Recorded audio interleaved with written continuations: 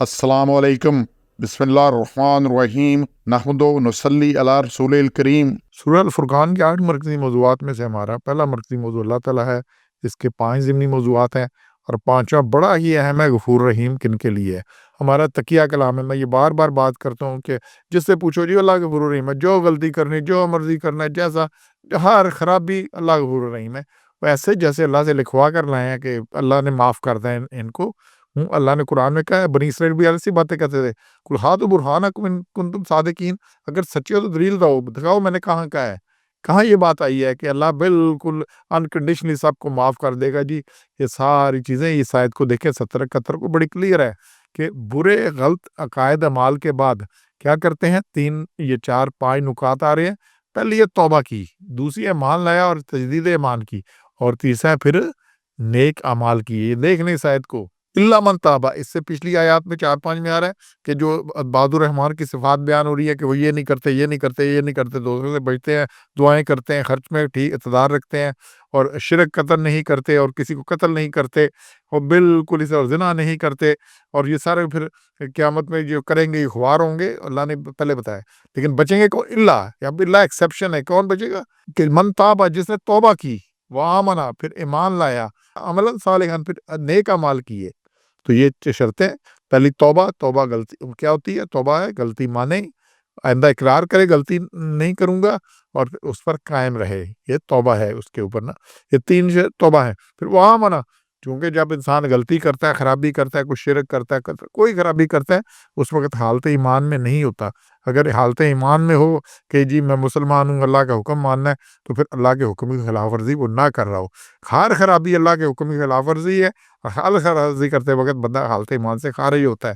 तो अल्लाह कहता है फिर वह मना, फिर ईमान लाया, ईमान की तजदीद, वह मिला अमाला सालिहन, फिर नेक अमाल किए, अमाले साले किए उसने। तो दूसरा ये भी ईमान लाया, और फिर तजदीद ईमान की, और तीसरा नेक अमाल की, अमाले साले किए। तो फिर अल्लाह क्या करेगा? और फिर डी में आ गया कि बुरे अकायदो माल से ऐसा रजू करता है जैसा कि रजू करने का हक है कत्तर में।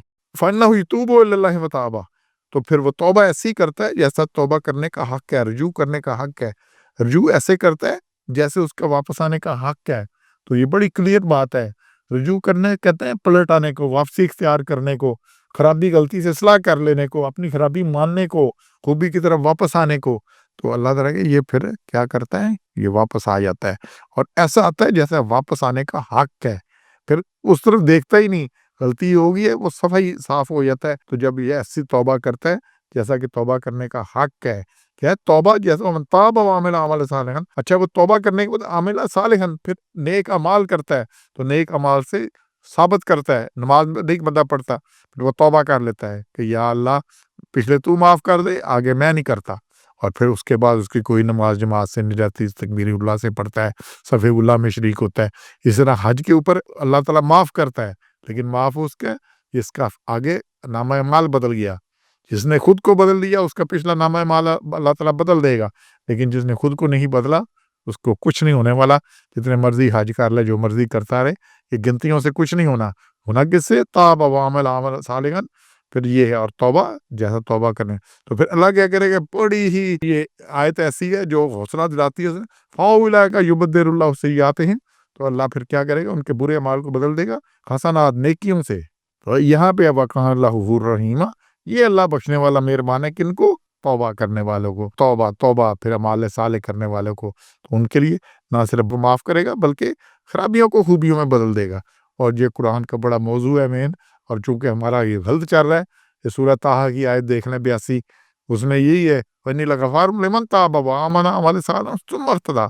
फिर 11 नंबर सूरत की आयत 114 देख ले, सूरह नमल की आयत 11 देख लें, सूरह 46 है उसकी आयत 16 देख लें, 66 नंबर सूरत की आयत 8 दे रहे। तो ये बार बार कुरान में ये चीज़ें आ रही हैं कि गलती जिससे हो गई, वो गलती जहालत से होगी, किसी जज्बात में आगे हो गई, किसी वजह से होगी, किसी वजह से होगी। अब वो इदराक करे, पहले गलती माने। ये कि मैंने गलती की नहीं और अल्लाह माफ़ कर दे, ये माफ़ी नहीं है।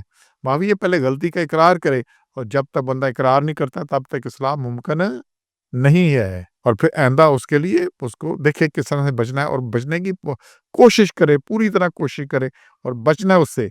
और बचना ऐसे, जैसे कि अक्सर बंदे कहते हैं जी मैं कोशिश करता हूँ हराम ना खाऊं। نہ تو حرام کھانا ہے، نہیں کھانا تو پھر کوشش اس بات کی کھانا ہی نہیں، جب کھانا ہی نہیں تو پھر کوشش کیا کی کس بات کی؟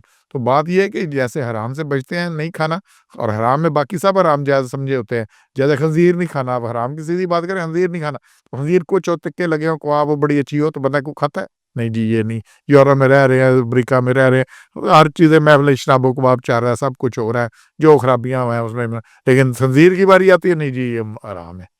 یہ چائنا والے کہتے ہیں ادھر آتے ہیں ہمارے پاس پاکستانی جتنے بھی تاجر جو کچھ ہے وہ سارا کچھ کیا ہے کھانے کے وقت جی حلال کھانا چاہیے، ڈھونڈتے ہیں جی کھانا حلال ہے، ہم نے حرام نہیں کھانا، اور ہمارے کہتے ہیں جی مورے لگاؤ جی بڑے بڑے برانڈ کی یہ جعلی چیزیں ہمیں بنا کے دو، یہ سارا کچھ ہے، تو یہ غلطی ماننی ہے اور پھر اپنی اصلاح کرنی ہے، اللہ ان کے لیے غفور الرحیم ہے۔ یہ بہت اہم چیز ہے کیونکہ یہ اللہ نے لکھا ہوا ہے، اور اگر ہم نے اپنی اصلاح نہ کی تو پھر یہ اس طرح سے بات نہیں بننی اور پھر بہت بڑا نقصان ہو جانا ہے۔ تو اللہ نے پیچھے بتایا ہے کہ ربنا اصرف عنا عذاب جہنم، عذاب جو ہے بڑے سخت چیز ہے، ان عذابہ کانا گراما، یہ بہت لازم ہے، یہ چمٹ جانے والا ہے۔ سبحان ربک رب العزت عما یصفون وسلام علی المرسلین والحمد للہ رب العالمین۔